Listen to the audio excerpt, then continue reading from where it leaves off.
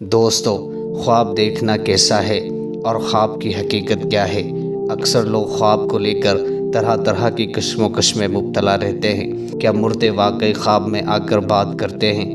کیا جو خواب ہم دیکھتے ہیں وہ ہمیشہ سچ ہوتے ہیں؟ اور اسلام میں خواب کی اصل حقیقت کیا ہے؟ آج کی اس ویڈیو میں ہم قرآن اور حدیث کی روشنی میں جانیں گے کہ خواب کی کتنی قسم ہوتی ہیں، صحابہ اور انبیاء کے خواب کے واقعہ کیا کہتے ہیں، اور اسلام ہمیں خواب کی تعبیر کے بارے میں کیا سکھاتا ہے۔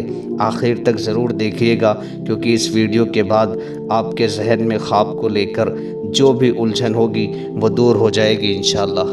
دوستو، خواب کے بارے میں نبی صلی اللہ علیہ وسلم نے فرمایا کہ صحیح خواب رؤیا صادقہ نبوت کا ایک حصہ ہوتا ہے، اور یہ 3 قسم کا ہوتا ہے۔ نمبر 1، جو اچھا اور صحیح خواب ہوتا ہے وہ اللہ کی طرف سے ہوتا ہے، اور نمبر 2، جو ہمیں برے خواب آتے ہیں وہ شیطان کی طرف سے آتے ہیں، اور نمبر 3، انسان جو خواب دیکھتا ہے، کبھی کبھی انسان اپنے ذہنی خیالات کے بھی خواب دیکھتا ہے، جو اس کے من میں چلتا ہے وہی اس کے سامنے خواب بن کر آ جاتا ہے۔ یہ خواب کی 3 قسمیں ہوتی ہیں۔ آئیے ان کی مثال کو سمجھتے ہیں۔ دوستو، کچھ لوگ کہتے ہیں کہ ہم نے مردے کو خواب میں دیکھا اور وہ ہم سے فلاں بات کر رہا تھا۔ دوستو، یہاں پر ایک بات سمجھنے کی ہے، اگر مردہ آپ کو خواب میں کوئی ایسی بات بتاتا ہے جس کا تعلق قرآن اور حدیث سے ہے، تب تو اس کی بات کو سن لینا چاہیے اور مان لینا چاہیے، اور وہ جو کہتا ہے اس پر عمل کر لینا چاہیے۔ لیکن کوئی ایسی بات ہو جو آپ کو کشم و کش میں ڈال دے تو اعوذ باللہ من الشیطان الرجیم پڑھ لیا کریں۔ اور دوسری چیز، جب آپ کی آنکھ کھلے تو آپ اللہ سے یوں دعا کرو کہ اے اللہ، میں تجھ سے اس خواب کی خیر چاہتا ہوں اور اس خواب کے ببال سے تیری پناہ چاہتا ہوں۔ اس طرح سے کہہ کر ٹال دیا کریں۔ یہاں تک کتابوں کے اندر لکھا ہے کہ خواب کی تعبیر کے چکر میں نہیں پڑنا چاہیے۔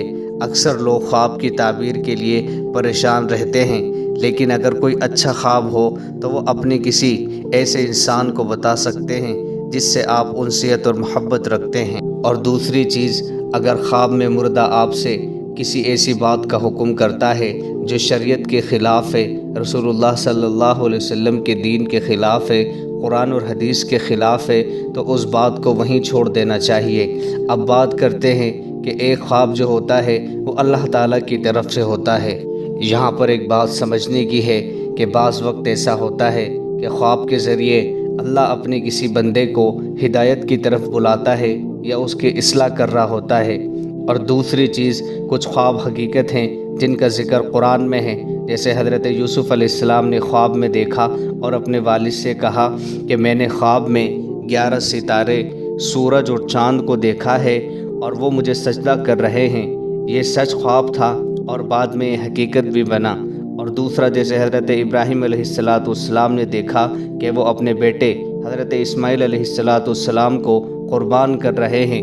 تو کچھ خواب ہوتے ہیں جو اللہ کی طرف سے ہوتے ہیں، لیکن اگر خواب میں کوئی گندی چیز یا کوئی ایسی بات کا حکم جس کا تعلق قرآن اور حدیث سے نہیں ہوتا، اس کو بالکل نہ مانیں۔